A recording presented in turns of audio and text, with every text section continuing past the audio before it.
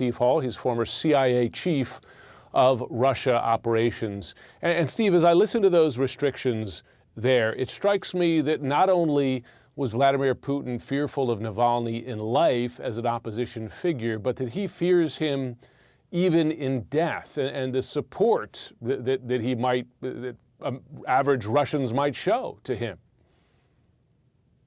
Yeah, absolutely, Jim. I mean, that's really the only explanation as to why it would be that they would take all these extraordinary measures. I mean, setting aside the horrific human side of this, I mean, can you imagine, being a family member and being told, hey, you better make up your mind on this quick because your son's decomposing? I mean, it's horrific. But aside from that, it really does show the great fear and concern that the Kremlin has about this sort of spawning a larger opposition movement around Navalny. And this is why they are also in an incredibly inhumane fashion mocking his widow, ascribing all sorts of horrific things to her as well, because they fear this level of sort of motivation and mobilization of Russian society behind Navalny. It's a great fear, and it's really interesting to see how scared Putin is of this. The timing of his death was notable, given it took place during the Munich Security Conference, when you had so many people from around the world there gathered to show their support for Ukraine, to discuss that. It seemed like it might be a signal, potentially. I mean, given these restrictions, will we ever truly know with any certainty or confidence how he died in this prison? I mean, there's sort of two levels to that question. I mean, it's entirely possible, given how Putin controls Russia and how all information coming out of Russia is automatically suspect. It's entirely possible we'll never know the actual mechanism of his death. That said, I think that's less important than the overriding fact that it is Putin's responsibility that he is dead. So how it actually happened, might be, there's a lot of speculation there. But the important fact is Putin and his mechanism of Putinism, his secret services and all the secret police and intelligence services, they're the ones who are responsible for Navalny's death at the end of the day.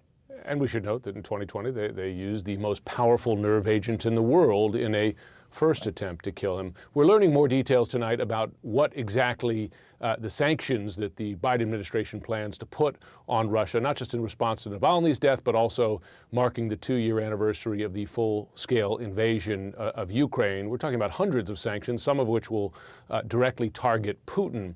I wonder, though, will they have an impact? Because there have been a whole host of sanctions over the last several years, and Russia is still in Ukraine. Russia is still eliminating its opponents inside and outside the country. Yeah, I really think they do actually have an impact, Jim, and they're not entirely emotionally satisfying for many of us, because we're used to, when whether it's, a bomb exploding or a missile strike or something like that. I mean, that's an immediate response by the United States or their allies to some threat. And sanctions work differently. They're harder to find. They're harder to measure. But I can tell you there's one good measure, and that is, what does the Kremlin think about them? And the Kremlin has been pretty consistent about saying they're illegal, that they shouldn't be done. So I think they're very concerned about those sanctions over the long run. Steve Hall, thanks so much. Sure. Out front now, Evgenia Kara-Murza, the wife of jailed Putin critic Vladimir Kara-Murza, joins us. And good to have you on. Thanks for taking the time. Hello, Jim. Thank you very much for inviting me. I want to begin by asking you about the video we saw today from Alexey Navalny's mother. She said officials told her that if she does not agree to a secret funeral for her son, quote, they will do something with my son's body. When you heard that, I wonder what your reaction was. I was absolutely enraged. I mean, first they tried to kill him with poison. He survives. They throw him in prison. They torture him for 3 years. They kill him. And now they refuse to give his body back to his mother so she can say her goodbyes and she can bury him properly.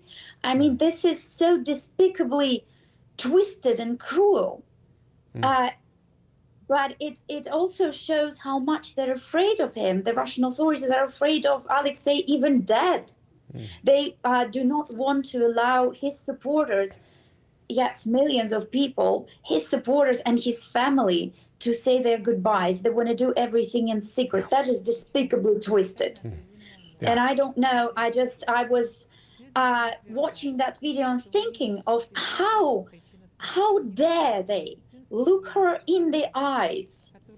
The mother who just lost her son, and not just lost him, they know he was murdered. She knows he was murdered. And so how dare they look her in the eyes and tell her those things, those despicable things, and making threats? That is just... Yeah. It seems deliberately humiliating.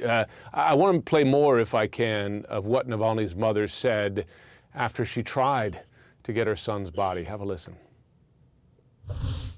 According to the law, they should have given me Alexey's body right away, but they haven't done it yet.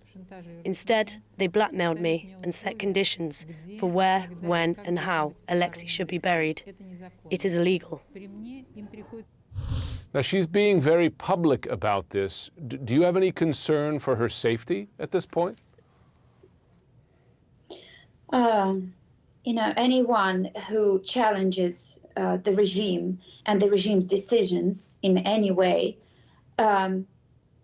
is in danger, absolutely. But I also, from watching that video, I realized that she will not be stopped. She's going through hell. She has just lost her son, and yet she is composed and strong and forceful. And I would not, I mean, if I were them, I would do everything she says and do it fast. Well, listen, I know you've been forced to go through your own personal hell with your husband's treatment, and your husband sent a message today on video from prison in Omsk, Russia. I know you rarely get to hear his voice these days, so I want to play a portion of him speaking in Russian. We'll translate it at the bottom of a screen for our viewers. Have a listen, and I want to get your thoughts.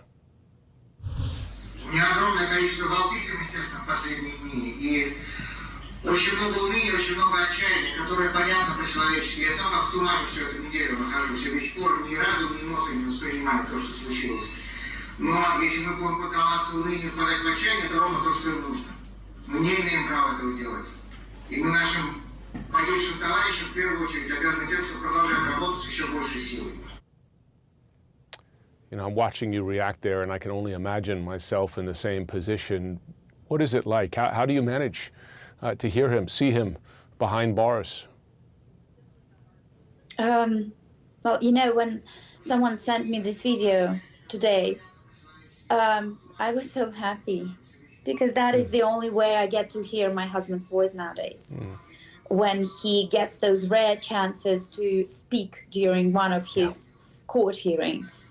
And, you know, it amazes me how these people, these political prisoners in today's Russia, not just my husband, but him as well, they try to lift our spirits. They're the ones behind bars. They're the ones suffering in absolutely inhumane conditions. And they're trying to lift our spirits. They tell us to not give up. And what Vladimir says here in this video is, of course, quintessential Vladimir. Only he could talk about honoring our fallen colleagues and friends by being stronger and by fighting even more, even fiercer, and by not giving up, because this is what the regime would want us to see.